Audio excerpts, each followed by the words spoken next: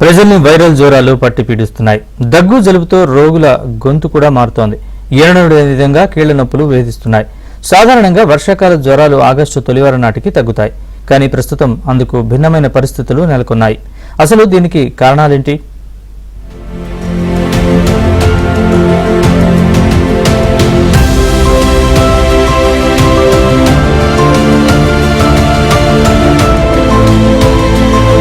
వేసవి నుంచి ఉపశమనం ఇచ్చే వర్షాకాలంలో అడుగుపెట్టాం. వర్షాలు వస్తూనే సీజనల్ వ్యాధులను కూడా తెచ్చాయి. ముఖ్యంగా ఈ సీజన్లో దగ్గు, జలుబు, వాంతులు, విరోచనాలతో పాటు వైరల్ జ్వరం బారిన పడుతూ ఉంటారు జనం.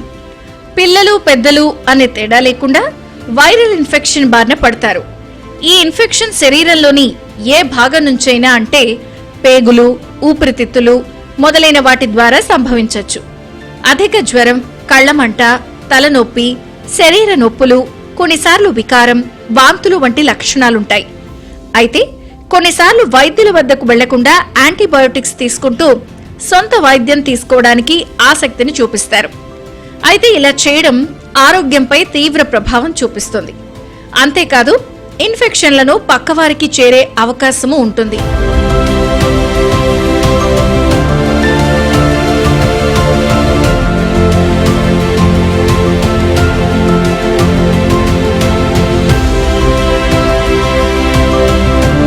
సీజన్ మారేసరికి దగ్గు, జలుబు ఎంతకీ తగ్గడలేదు.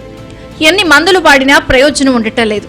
గతంలో వైరల్ జ్వరం వస్తే మందులు వాడినా వాడకున్నా 3-4 రోజుల్లో తగ్గేది. ప్రస్తుతం 7 నుంచి 10 రోజులు వేధిస్తోంది. రోజంతా దగ్గుతో ఎక్కువ మంది గొంతు నొప్పితో బాధపడుతున్నారు. ఈసారి కాస్త భిన్న పరిస్థితులున్నందున వ్యక్తిగత శుభ్రత పాటిస్తూ తాజా ఆహారం తీసుకుంటూ రోగ నిరోధక శక్తిని పెంచే మందులు వాడాలని వైద్యులు సూచిస్తున్నారు. అంతేకాకుండా స్ట్రీట్ ఫుడ్ తినకూడదని చెబుతున్నారు. అనారోగ్యం బారిన పడితే వెంటనే డాక్టర్లను సంప్రదించాలని కోరుతున్నారు.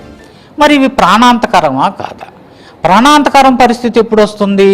చిన్న బిడ్డలకి, ప్రెగ్నెంట్ ఉమెన్స్కి, ఓల్డ్ ఏజ్ ఇండివిజువల్స్కి, ఎవరికైతే diabetes, uncontrolled diabetes, hyper tension, తర్వాత లివర్ డిసీజెస్, కిడ్నీ డిసీజెస్, ఈ వ్యాధులు ఎక్కువగా ఉంటాయో వాళ్ళల్లో ఈ వ్యాధులు కానీ వస్తే, ఈ సీజనల్ డిసీజెస్కి వస్తే ఒక్కొక్కసారి ప్రాణాపాయ స్థితిలోకి వెళ్తుంది. సో ఫీవర్ వచ్చి మామూలు అనాల్సిక్స్ ఫీవర్ మాత్రలు వేసుకున్నా 1-2 రోజుల్లో తగ్గకుండా ఉంటే వెంటనే హాస్పిటల్కి వచ్చి తగిన పరీక్షలు చేయించుకొని కావాల్సిన వైద్యం తీసుకుంటే దాదాపుగా 100% ఎలాంటి కాంప్లికేషన్స్ లేకుండా హ్యాపీగా బ్రతకగలుగుతారు. ఈగలు వాలిన ఆహారం తీసుకోవడం వల్ల టైఫాయిడ్ వస్తుందని వైద్యులు చెప్తున్నారు. కాబట్టి బయట ఫుడ్ తినకుండా ఇంటి భోజనానికే ప్రాధాన్యత ఇవ్వాలి అని అంటున్నారు. మరోపక్క డెంగ్యూ లాంటి విష జ్వరాలు ప్రాణాలను తీసేస్తున్నాయి.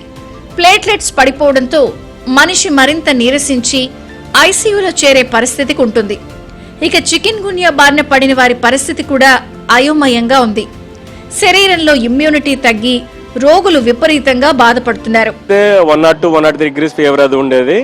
అప్పుడు దానికి సంబంధించిన అప్పుడు మెడిసిన్స్ వాడాము. వైరల్ ఫీవర్ కూడా 1 వీక్ అట్లా ఫీవర్ ఉన్నది. ఆ తర్వాత నెమ్మదిగా ఫీవర్ తగ్గినా కానీ మెయిన్ కొద్దిగా వీక్నెస్, కొన్నాళ్ళు వీక్నెస్ ఉంది. ఆ వీక్నెస్తో పాటు జాయింట్ పెయిన్స్ అనేవి ఇంకా తగ్గట్లేదు మేడం. వీక్నెస్ తగ్గినా కానీ జాయింట్ పెయిన్స్ అయితే ఇంకా అలా కంటిన్యూ అవుతున్నాయి. నాకు జ్వరం ఒక 4 నెలల నుంచి వచ్చింది.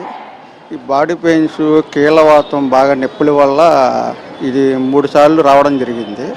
డాక్టర్ గారిని కలిస్తేనేమో ఒక 3-4 నెలలు పట్టిద్దండి, మీరు బాగా రెస్ట్ తీసుకోవాలి, మెడిసిన్ బాగా వాడాలి.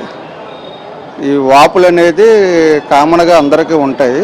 ఈ జ్వరం వస్తే మాత్రం ఖచ్చితంగా వాపులు, నొప్పులు కంటిన్యూ ఉంటూనే ఉంటాయి. ఒక 5-6 నెలల పాటు ఉంటాయి. మీరు జాగ్రత్తగా ఫుడ్ కంట్రోల్ చేసుకొని మీరు బాగా రెస్ట్ తీసుకుంటే కానీ కంట్రోల్లోకి రావని చెప్పారనమాట. మొత్తానికి విష జ్వరాల కారణంగా విజయవాడ నగరవాసులు చెప్పులు అరిగేలా హాస్పిటల్ చుట్టూ తిరుగుతున్నారు. మందులు వాడలేక తీవ్ర ఇబ్బందులు పడుతున్నారు. ఇలాంటి పరిస్థితులు ఎదురవ్వకుండా ఉండాలంటే శుభ్రమైన ఆహారం, పరిశుభ్రత ముఖ్యమంటున్నారు వైద్య నిపుణులు.